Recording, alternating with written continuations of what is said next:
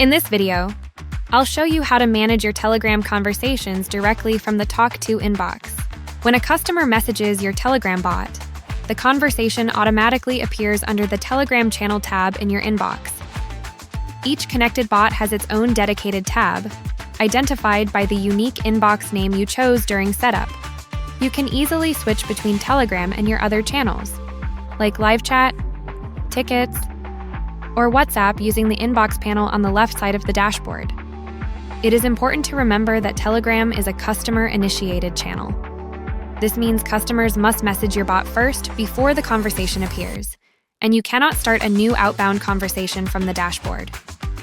However, unlike other platforms, Telegram has no 24-hour messaging window, so you can reply to customer messages at any time, hours, days, or even weeks later, without any restrictions. While managing your conversations, you have access to several powerful features. Quote replies.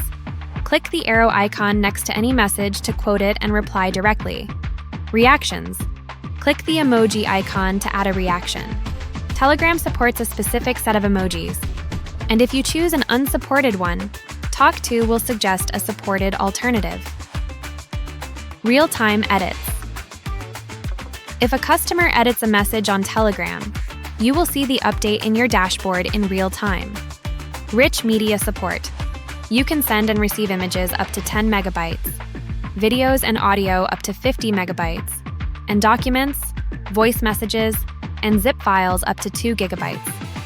You can even send WebP stickers up to 512 kilobytes. Voice messages.